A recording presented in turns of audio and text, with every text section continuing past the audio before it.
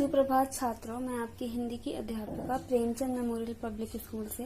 बच्चों, आज हम हिंदी व्याकरण में पढ़ेंगे पत्र लेखन। पत्र लेखन बच्चों, पत्र लिखित भाषा का वह माध्यम है जिसके द्वारा हम अपने विचारों का आदान प्रदान अन्य व्यक्तियों के समक्ष करते हैं। वे व्यक्ति हमारे रिश्तेदार, मित्र या आपके स्कूल के प्रधानाध्यापक, किसी सरकारी दफ्तर के अधिकारी आदि हो सकते हैं। आइए पत्र के बारे में हम जानते हैं कि पत्र कितने प्रकार के होते हैं और इसे लिखते समय हमें क्या क्या बातें ध्यान में रखनी चाहिए। पत्र लेखन भी भाषा की एक विधा है। यह एक विशिष्ट कला है। इसके द्वारा हम अपने मित्रों, सगे संबंधियों या किसी कार्यालय के अधिकारी तक अपनी बात पहुंचा सकते हैं। पत्र लिखते समय निम्नलिखित बातों का ध्यान रखना चाहिए। पत्र की भाषा स्पष्ट व सहज होनी चाहिए। पत्र संक्षिप्त तथा उद्देश्यपूर्ण होना चाहिए। पत्र की भाषा शिष्टतापूर्ण होनी चाहिए तथा उसमें अप्रासंगिक बातें नहीं लिखनी चाहिए। पत्र में अभिवादन और संबोधन का प्रयोग अवश्य होना चाहिए। पत्र में उचित विराम चिन्हों का प्रयोग करना चाहिए। बच्चों, पत्र लेखन भी भाषा का ही एक रूप है। यह एक अनोखी कला है। इसके द्वारा हम अपने मित्रों, रिश्तेदारों या किसी कार्यालय के अधिकारी तक अपनी बात पहुंचा सकते हैं, या फिर हम अपने स्कूल में अवकाश लेने के लिए या किसी अन्य कारणवश अपने प्रधानाचार्य तक भी अपनी बात पहुंचा सकते हैं। बच्चों, पत्र लिखते समय हमें कुछ बातों का ध्यान अवश्य रखना चाहिए। पत्र की भाषा सरल होनी चाहिए, पढ़ने वाले को आसानी से समझ में आनी चाहिए। पत्र छोटा होना चाहिए और उद्देश्यपूर्ण होना चाहिए। पत्र की भाषा शिष्टतापूर्ण होनी चाहिए और उसमें व्यर्थ की बातों का प्रयोग नहीं करना चाहिए। हमें पत्र में उचित शब्दों का प्रयोग करना चाहिए। पत्र में अभिवादन और संबोधन का प्रयोग अवश्य करना चाहिए। पत्र के अनुसार, जो पत्र हम लिख रहे हैं उसके अनुसार उचित संबोधन और अभिवादन लिखना चाहिए। यदि औपचारिक पत्र है तो हम औपचारिक पत्र के अभिवादन और संबोधन लिखेंगे और अनौपचारिक पत्र है तो उसके अभिवादन और संबोधन लिखेंगे। ओके। पत्र में हमें उचित विराम चिन्हों का प्रयोग करना चाहिए। जिस स्थान पर जिस विराम चिन्ह की आवश्यकता है हमें वहीं पर लगाना चाहिए।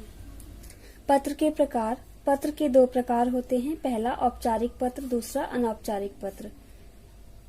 औपचारिक पत्र, ये पत्र विद्यालय के प्रधानाध्यापकों, अधिकारियों, व्यापारियों तथा पुस्तक विक्रेताओं को किसी समस्या के समाधान हेतु लिखे जाते हैं।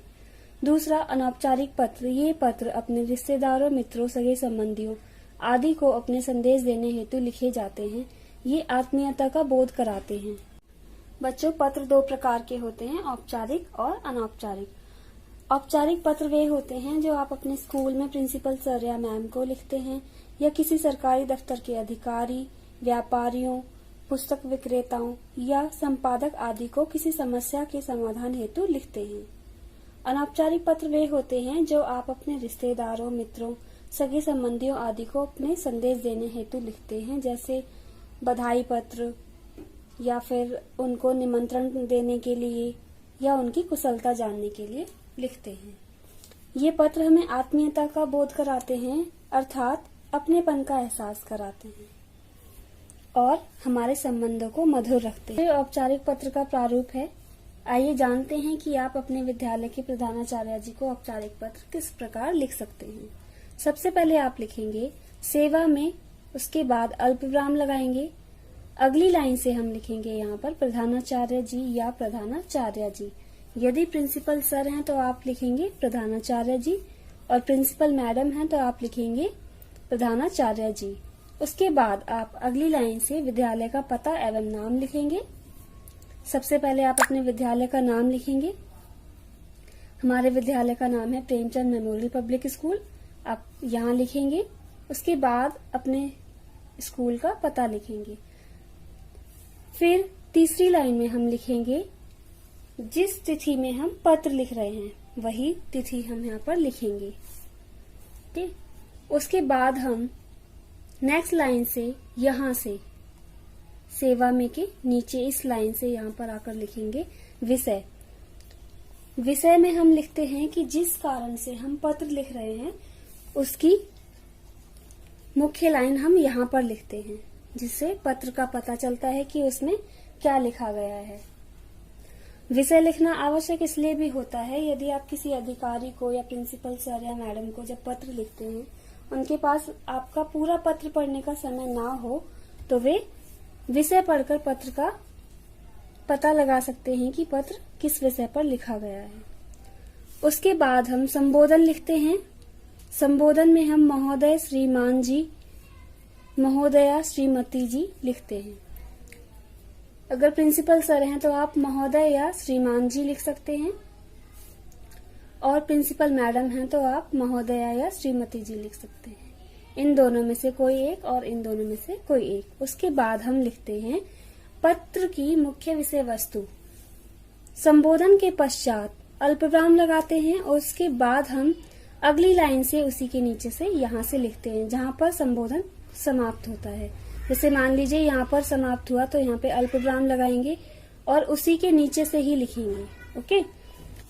संबोधन के पश्चात हम पत्र की मुख्य विषय वस्तु लिखते हैं। मुख्य विषय वस्तु में हम विस्तार से लिखते हैं कि हम पत्र किस कारण से लिख रहे हैं और हमें अवकाश चाहिए तो कितने दिन का चाहिए, तिथि आदि विस्तार से लिखते हैं। ओके।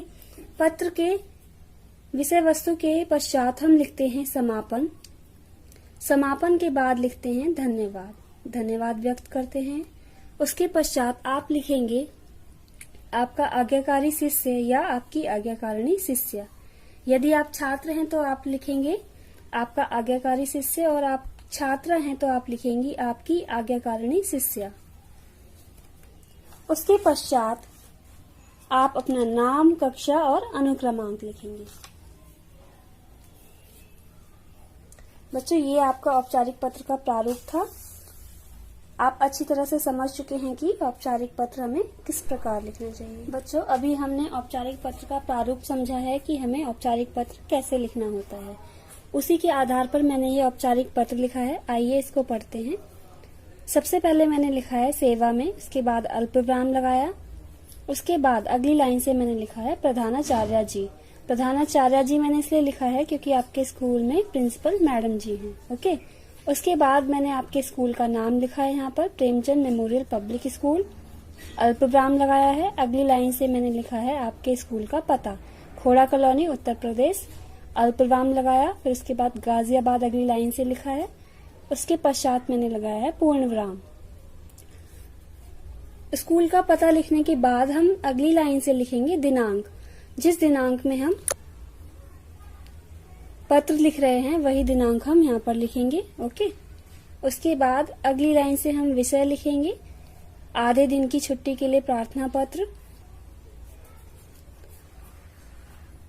विषय लिखने के बाद हम अगली लाइन से संबोधन लिखेंगे। संबोधन में हम महोदया लिखेंगे क्योंकि प्रिंसिपल मैडम हैं इसीलिए, और संबोधन के पश्चात यहाँ पर हम अल्पविराम लगाएंगे। अल्पविराम के लगाने के बाद अगली लाइन से हम यहाँ पर लिखेंगे सविनय निवेदन। ये ध्यान रखना है यहाँ पर कि संबोधन जहाँ पर समाप्त होगा उसके बाद ही वहीं से हम स्टार्ट करेंगे नेक्स्ट लाइन। सविनय निवेदन यह है कि लगभग 1 घंटे से मेरा शरीर तप रहा है, लगता है कि बुखार हो गया है। इस कारण से मुझे आधे दिन की छुट्टी देकर घर जाने की अनुमति देने की कृपा करें। इसके लिए मैं आपका आभारी रहूंगा। छात्र लिखेंगे ये लाइन, छात्राएं लिखेंगी इसके लिए मैं आपकी आभारी रहूंगी। ये समापन है बच्चों, यहाँ से इसको समापन बोलते हैं। और उसके बाद हम धन्यवाद व्यक्त करते हुए यहाँ पर धन्यवाद लिखेंगे। धन्यवाद के बाद छात्र लिखेंगे आपका आज्ञाकारी शिष्य और छात्राएं लिखेंगी आपकी आज्ञाकारिणी शिष्या। उसके पश्चात आप अपना नाम, कक्षा और अनुक्रमांक लिखेंगे। ओके बच्चों, मैं आशा करती हूँ कि आपको आज का पाठ अच्छी तरह से समझ में आ चुका है। हम औपचारिक पत्र लिखना सीख चुके हैं। यदि आपको पत्र से संबंधित और इस पाठ से संबंधित कोई प्रश्न पूछना है तो आप बेझिझक पूछ सकते हैं। धन्यवाद।